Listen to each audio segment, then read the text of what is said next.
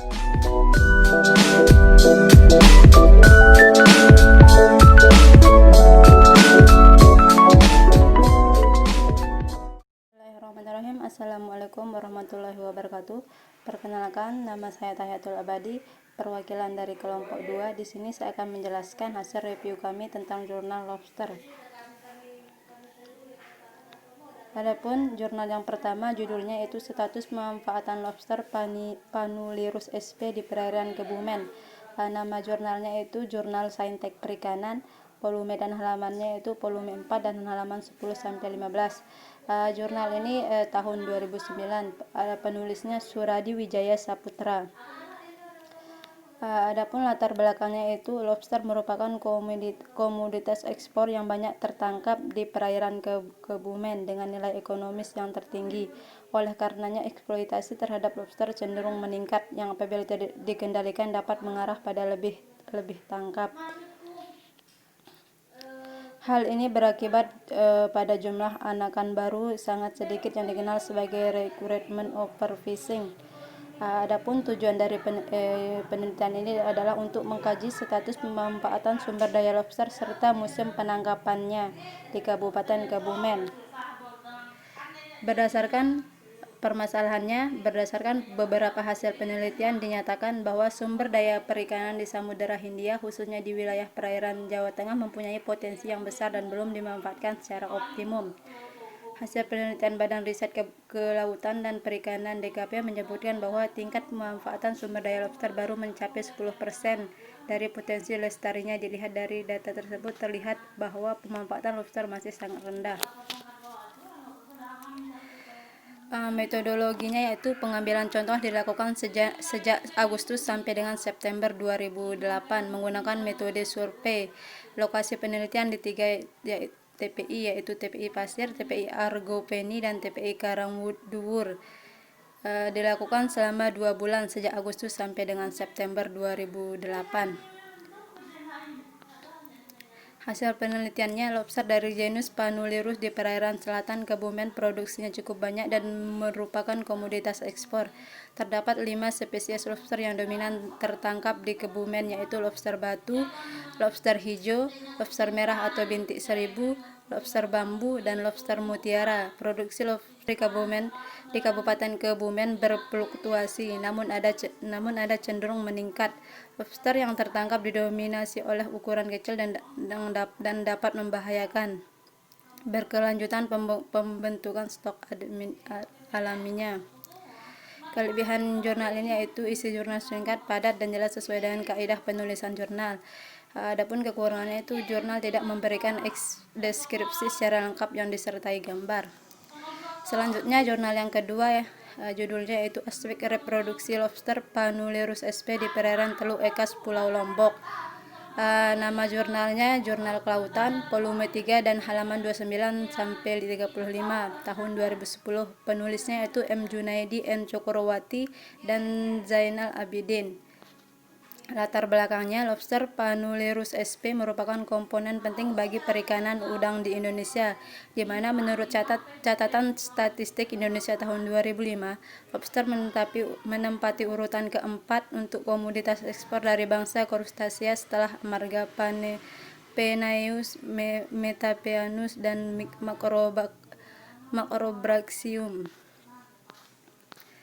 Adapun tujuan penelitiannya itu untuk mengetahui beberapa aspek reproduksi lobster yang meliputi nisbah kelamin, tingkat kematangan gonad, ukuran pertama kali matang gonad, fekunditas, dan hubungan panjang berat beberapa jenis lobster di perairan Teluk Ekas, dan diharapkan data dan informasi aspek reproduksi ini sebagai dasar dalam penelitian tentang pemijahan dan budidaya lobster.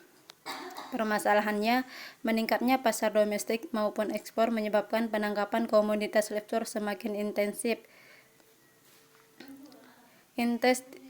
Intensifikasi penangkapan yang tidak didasari pertimbangan kelestarian sumber daya seperti penangkapan menggunakan bahan peledak, potas, dan lain-lain akan merusak habitat dan ekosistemnya sehingga menyebabkan semakin langkanya sumber daya tersebut. Metodologinya, penelitian aspek reproduksi lobster dilakukan di perairan Teluk Ekas, Pulau Lombok, Nusa Tenggara Barat, yang dimulai dari bulan Juni 2009 sampai dengan November 2009. Pengumpulan contoh lobster dilakukan dengan menggunakan alat tangkap berupa jerat dan hasil tangkapan nelayan penyelam di perairan Teluk Ekas. Identifikasi spesies lobster dilakukan secara visual dengan melihat corak warna yang terdapat pada bagian segmen tubuh berdasarkan buku identifikasi. Sekian dari saya. Assalamualaikum warahmatullahi wabarakatuh. Assalamualaikum warahmatullahi wabarakatuh. Perkenalkan, nama saya Juliani dari kelas 7D. Di sini saya akan mempresentasikan hasil review jurnal saya. Jurnal yang pertama yaitu tentang aspek biologi dan musim penangkapan lobster di perairan Kupang, Nusa Tenggara Timur. Lobster merupakan kelompok krustasea yang menyebar luas di seluruh wilayah perairan di Indonesia dan sebagian besar termasuk jenis sphinx lobster dengan 7 spesies. Daerah penyebaran lobster di Indonesia mulai dari pantai barat Sumatera hingga perairan Arafura. Penyebaran lobster sangat dipengaruhi oleh luasan terumbu karang. Lobster selain dipasarkan di dalam negeri juga diekspor ke mancanegara dengan permintaan pasar yang cenderung terus meningkat setiap tahunnya. Penelitian ini bertujuan untuk menganalisis aspek biologi dan musim penangkapan lobster. Hasil penelitian menunjukkan bahwa terdapat 4 jenis lobster dari kelompok Palinuridae, yaitu lobster bambu, lobster batu, lobster pasir, dan lobster mutiara. Musim penangkapan lobster di wilayah Kupang ini secara umum terjadi pada periode musim penghujan yang mulai dari September sampai Februari. Jurnal yang kedua yaitu tentang observasi aktivitas pengeraman telur dan perkembangan larva lobster air tawar. Lobster air tawar merupakan komoditas budidaya air tawar yang saat ini diminati masyarakat. Lobster jenis ini memiliki beberapa kelebihan, di antaranya mudah dibudidayakan, pertumbuhannya relatif cepat, serta memiliki fekunditas tinggi. Lobster air tawar memiliki tekstur daging yang kenyal dan rasa gurihnya melebihi lobster air laut dengan kandungan kolesterol rendah sehingga aman untuk dikonsumsi. Selama ini, berbagai teknik pembudidayaan telah diterapkan untuk memperoleh hasil yang maksimal. Namun demikian, selalu ditemukan kendala-kendala tertentu yang menghambat aktivitas pembenihan. Penentuan umur induk yang tepat untuk dipijahkan serta tata kelola anakan hasil perkawinan induk menjadi kunci pokok dalam usaha peningkatan produksi lobster air tawar, baik untuk dijadikan sumber bahan makanan maupun untuk dijadikan organisme hias. Tujuan dari penelitian ini adalah untuk mengetahui tingkah laku induk lobster air tawar pada saat proses perkawinan, pengeraman, dan pemeliharaan telur. Penelitian ini juga melakukan observasi terhadap tahapan perkembangan larva yang dilihat melalui mikroskop. Berdasarkan hasil penelitian menunjukkan bahwa tingkah laku induk betina selama proses pengeraman telur adalah terlihat mulai dari 15 hari setelah induk melakukan perkawinan. Badan induk yang selalu ditekuk dan telson yang selalu melindungi telur, namun sesekali juga terlihat induk gendong telur melakukan gerakan seperti mengibas-ngibaskan ekor dan kaki renangnya guna untuk memberikan oksigen pada telur. Mungkin hanya ini yang bisa saya sampaikan, kurang lebihnya saya mohon maaf. Billahi taufiq wal hidayah. Wassalamualaikum warahmatullahi wabarakatuh. Assalamualaikum warahmatullahi wabarakatuh. Nama saya Wanda Disni Pertiwi, saya perwakilan dari kelompok 2. Di sini saya akan membahas mengenai jurnal yang telah kami review. Saya akan membahas 3 jurnal, yaitu jurnal yang pertama, Jurnal Penelitian Perikanan Indonesia, kemudian Jurnal Penelitian Perikanan Indonesia juga, dan yang ketiga ada Jurnal Minasains. Nah, dari ketiga outline presentasi ini saya akan bahas satu persatu. Yang pertama dari jurnal dengan judul Pendekatan Sosial Ekologi untuk Penilaian Kesesuaian Lokasi Restosting Lobster Pasir Panulirus homarus atau Linnaeus 1758 pada beberapa perairan di Indonesia. Nah, di mana volumenya ada 22, kemudian nomor 2, dan dipublikasikan pada tahun 2016. halamannya itu 11 halaman dari halaman 123 sampai 134, dan sebagai penulisnya ada Amula Nurfiarini dan kawan-kawan, dan sebagai reviewer yaitu saya sendiri, Wanda Desi Pertiwi. Selanjutnya langsung saja saya akan membahas mengenai tujuannya. Nah, tujuan dari jurnal ini yaitu untuk mengetahui lokasi yang sesuai untuk restosting benih lobster pasir di beberapa perairan Indonesia. Nah, jadi di sini tujuannya itu mereka ingin mengetahui tingkat kesesuaian dari restosting benih lobster pasir dari beberapa perairan yang ada di Indonesia. Kemudian adapun permasalahannya, permasalahan yang ditemui pada penelitian di jurnal tersebut, mereka menemukan permasalahan bahwa stok lobster telah mengalami penurunan di berbagai perairan laut di Indonesia. Nah, sehingga mereka memerlukan pemulihan atau pengkayaan stok, diantaranya melalui restocking. Nah, di sana mereka menemukan bahwa stok lobster di Indonesia itu mengalami penurunan, sehingga mereka harus diperlukan untuk pemulihan atau pengkayaan stok dengan cara restocking. Kemudian yang ketiga ada metode yang digunakan pada penelitian di jurnal tersebut, yaitu mereka mengumpulkan data yang dilakukan dengan menggunakan metode survei ekologi dan survei sosial. Nah, kemudian data tersebut dianalisis menggunakan pendekatan pemeringkatan. Selanjutnya ada hasil dari penelitiannya. Hasil dari penelitian ini menunjukkan bahwa lokasi pada aspek ekologi perikanan menunjukkan bahwa kesesuaian lokasi penebaran memiliki kisaran nilai 159,2 sampai 236,7 pada skala 100 sampai 300. Nah, sedangkan pada aspek kelembagaannya itu kelembagaan peraturannya itu berada pada kisaran 152,81 sampai 295,41 pada skala yang sama. Di sini ingin saya tambahkan bahwa pada skala yang sama itu, jika dibandingkan dengan kriteria pengambilan keputusan terhadap tingkat kesesuaian habitat, menunjukkan sebanyak ada 17 lokasi berada pada kategori kelayakan tinggi, dan kemudian ada 11 lokasi kategori kelayakan sedang. Nah, kemudian prioritas lokasi restosting ini terpilih menjadi 3 lokasi dengan nilai kelayakan tertinggi, yakni ada perairan Batu Karas dan Pananjung Barat atau Pangandaran, serta perairan Karangasem atau Trenggalek. Nah, itu ini sedikit penjelasan mengenai review jurnal ini. Kemudian saya akan berlari pada jurnal yang kedua, jurnal yang berjudul tentang estimasi potensi dan tingkat pemanfaatan sumber daya lobster pasir atau Panulirus homarus di perairan Perigi, Kabupaten Trenggalek. Nah, di mana volumenya 25, kemudian nomor 3, kemudian jumlah halamannya itu ada 9, yaitu dengan dari halaman 169 sampai 78 Trenggalek. Nah, di mana volumenya 25, kemudian nomor 3, kemudian jumlah halamannya itu ada 9, yaitu dengan dari halaman 169 sampai 78.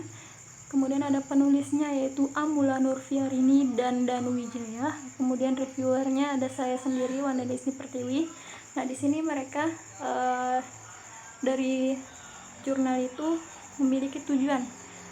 Mereka ingin mengetahui potensi sumber daya lobster pasir dan dinamika pemanfaatannya di perairan Perigi. Jadi, mereka ingin mengetahui dinamika potensi sumber daya lobster itu beserta pemanfaatan di perairan Perigi itu, perairan Perigi tersebut. Kemudian ada pun permasalahan yang mereka dapatkan bahwa sejauh ini informasi mengenai status stok sebagai dasar pengelolaannya itu masih sangat terbatas. Jadi mereka menggunakan metode pendekatan tandai lepas tangkap kembali atau capture mark recapture atau CMR, sedangkan analisisnya menggunakan potensi lobster mengacu pada Petersen.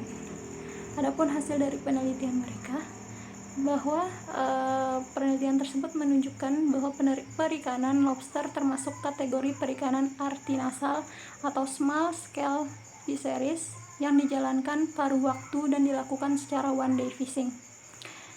Baik, itulah 3 jurnal yang sudah saya presentasikan. Semoga bermanfaat. Apabila ada kekurangan mohon dimaafkan. Wabillahi taufiq wal hidayah. Wassalamualaikum warahmatullahi wabarakatuh.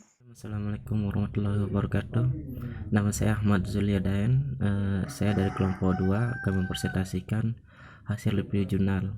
Adapun jurnal yang pertama yaitu tentang status pengelolaan sumber daya benih lobster untuk mendukung perikanan budidaya. Studi kasus perairan di Pulau Lombok. Nama jurnalnya itu Jurnal Kebijakan Perikanan Indonesia volume 8 tahun 2016 yang ditulis oleh Erlina, kemudian I. Nyoman Radiarta dan Doni Haryadi. Adapun latar belakang dari jurnal ini yaitu Indonesia merupakan negara pengekspor utama benih lobster, terutama ke negara tujuan ekspor seperti Vietnam, Hong Kong, Singapura, Thailand, kemudian Brunei Darussalam. Permintaan benih ini untuk diekspor meningkat yang mengakibatkan harga benih juga semakin mahal.